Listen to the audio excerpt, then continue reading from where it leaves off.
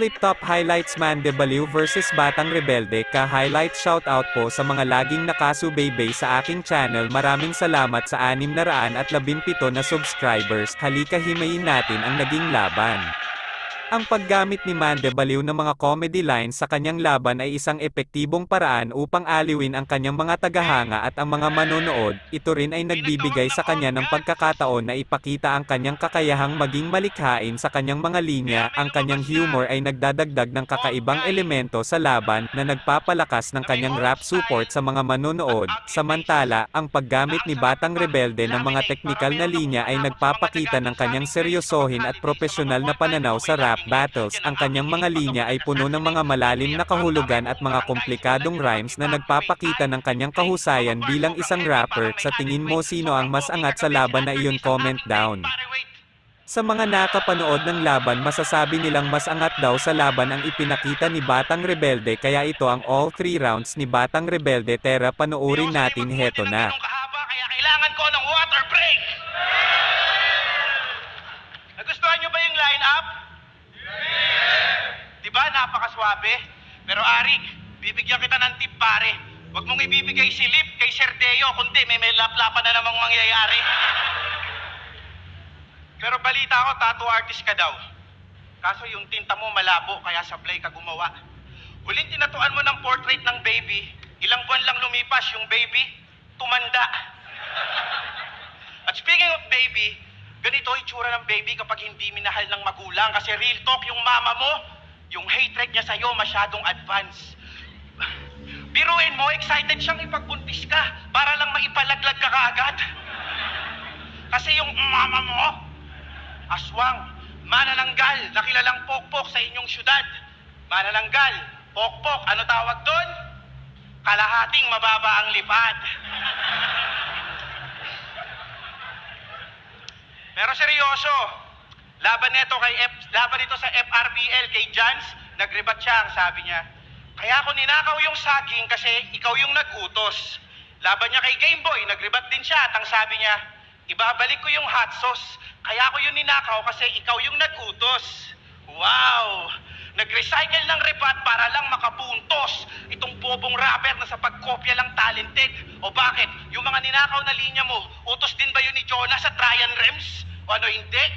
Wala bang katotohanan tong mga paratang ko?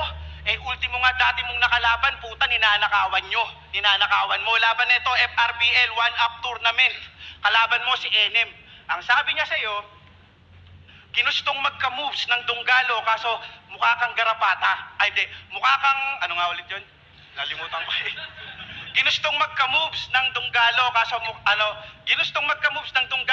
mukha kang garapata sa Ghetto Dogs. Yun. Tapos nung laban mo kay C9, ilang taon na lumipas sa Motos, ang sabi mo naman, hinangad maging aso sa Ghetto Dogs, kaso di tinanggap kasi mukha kang garapata. Ang galing. Ano, bistado sa akin tong fake MC. Ano yon, di mo kinopya, nagkataon lang. Ano tawag doon? Destiny? Ulul. Mas masahol ka pa sa mga hip-hop content creator pag nagbuo ka ng rounds at nag-spit kasi nagko-compile ka lang ng clips tapos aasta kang legit. Weak. Kaya pag may sinabi siyang rebuttal, inulit niya lang yun. Pag may sinabi siyang magandang linya, kinupit niya lang yun. Di nyo napapansin, matagal na kayong niloloko ng lecheng yan kasi yung binayaran yung ticket, brand new, pero material niya, puro nakaw at second hand. Hindi ka rapper, isa kang scammer. Ang sarap mong pektusan, pero magre-rebat siya at makikita natin kung gaano siya naapektuhan. Tayo muna para at may...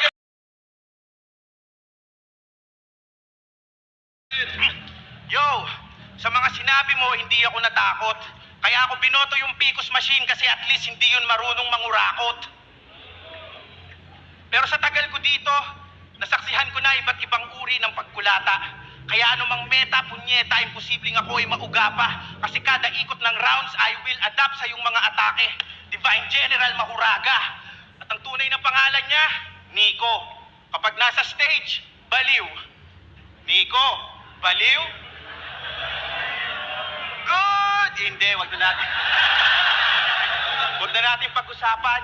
Basta sobrang weirdo ng iyong trip. Yung asta mong ikaw ang pinakamagaling sa liga. Iho ang toxic. Feeling MVP tong Joker. Hoy, di kasing Nikola Jokic. Feeling Joker. Joker, kaya pala siya daw yung bagong senior rito. Mukha kang ang alipin sa gigilid. At kapag nilegit check ka ng real jokes, di uubra mga hirit mo doon. Kung sa bagay, ganyan nga pala mga baliw, madalas nag-iilusyon. Yung balat mo parang sunog na goma. Yung kulay mo karimari-marim. Kapag nakipagsuntukan ako sa'yo, ang tawag doon, shadow boxing. Kasi mas dark ka pa sa aura ni Lil Strokes na may kaunting presence din ni Saito. Kung si Shernan pinapaputi ng Diyos, eto naman may reverse vitiligo.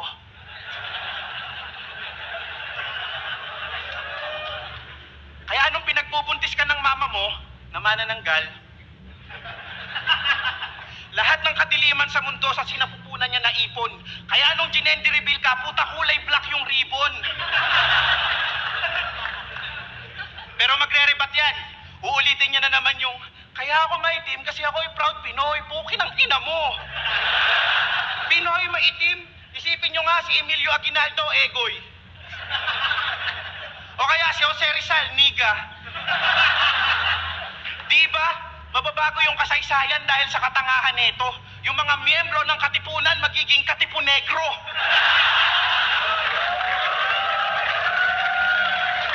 Ano?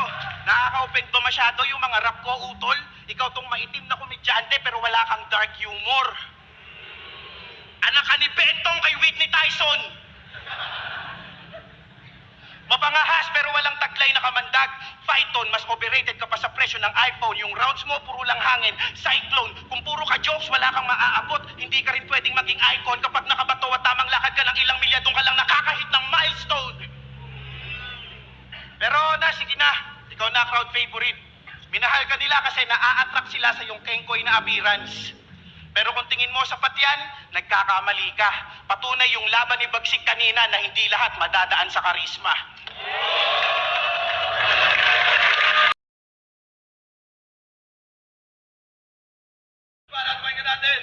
Kanino bang anino to? Galit na galit.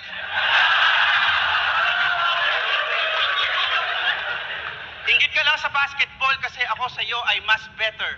Sobrang galing ko at gwapo kasama ako sa first bite ni Kylie Jenner.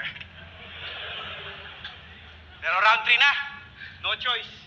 Kailangan ko nang gamitin yung nakatago kong estilo dito. Ito'y minana ko pa sa aking mga ninuno na kung tawagin ay hipnotismo. Sundan mo lang to kaliwat kanan, sigurado makakaramdam ka ng pagkahilo, iho. At pagpitik ko sa aking daliri, sigurado bigla kang makakatulog dito mismo.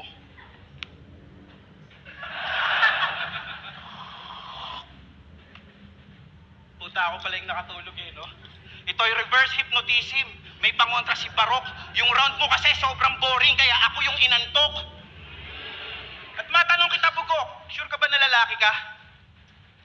Kasi kung ganun, sarap battle kasi yung kabadingan mo bigla-biglang sumusumpong. Kasi kung totoong lalaki ka, nung battle mo kay Kayram, bakit mo siya hinamon ng sundutan ng tumbong? Sundutan ng tumbong? Yun na ba yung napili mo na pandagok? Yung hirit mo ay pambayot. Kayram, sundutan ng tumbong. Walang connect, kaya pilit na lang pinasok. At nung huling ahon, Royal Rumble, si Bagsik. Lakas kasi ng bars ko, nagkaka-technical tuloy Technical problems, i-ano natin yan, troubleshoot. Royal Rumble, si Bagsik, ginawa kang alipin, katulong at alalay. Ginamit ka kang kasangkapan at sandatang pangsalakay. Gawin kang sakripisyo, yun lamang ang kanyang pakay. Nakakalungkot na tinuring mo siyang kakampi, pero ginawa ka lang niyang alay. At speaking of Bagsik, di ba para di na siya mang-rape, tuturuan mo siyang mag-masturbate? Diyan magaling ang idol nyo, kaya eksena sa isang bahay sa araw nila, sobrang bored, wala magawa, kaya naghanap ka ng bold na makakalkal. Agad mo sinara ang pituan, pero di mo na malaya na yung asawa mo ay papasok pa. Sobrang lakas ng paglagapak ang akala niya. May sinasampal at yung asawa mo ay nagulat ng binuksan ng pituan dahil huling-huli ka niya na nagsasalsal. Pero bitin ba yung suntok? Yung 4-bar setup, walang wordplay na high class. Nahuli kasi ng misis, kaya naudsot yung climax. Pero sa pagkakaibigan nyo ni Bagsik, ikaw yung bad influence sa kanya. Kasi real talk, may tinatakbuhan tong obligasyon. At kahit maging single mom yung babae, hindi sa kanya mahalaga. Hindi na para pangalanan kung sino yung nadisgrasya mo, tanga. Pero buntis yung aso ng kapitbahay nyo at ikaw ang ama. Wala kang awa, tarantado. Huling-huli ka daw sa akto, dinodog style mo yung aso. Pero sa relasyon, masyado din tong gago. Kasi yung misis mong si Jen, dati okay naman siya sa relasyon nyo eh. Kasi araw-araw mo binibigyan ng bulaklak, tsokolate, gabi-gabi mo pa akong haranahin. Ngayon, kinukulong mo sa kulungan ng aso. Hindi mo pa pinapakain. Nasasakal na siya sa relasyon nyo, magbuhat nung magbago ka ng gawain. Kaya ngayon, hindi na oxygen mula nung nagbago yung ihip ng hangin. Nagaya ba kay Bagsik? Fake na kwento yan. Yung angle ko, totoo. Yung sa kanya, invento lang. Sa kanya, invento lang. Ano ba yung panghuli kong live? Yan! Ganyan ang ginagawa niya. Ganyan ang ginagawa niya. Walang kwentang technique bar. Nandi-distract kasi, Paul, dun lang siya nakaka-technical. Kita nyo? Kita nyo? Yung ginawa niyang physical, niribat ko ng lyrical. Ganun ako kagaling, brother. Para kang nag-shopping na didinig yan yung presyo, kaya nagulat ka sa counter.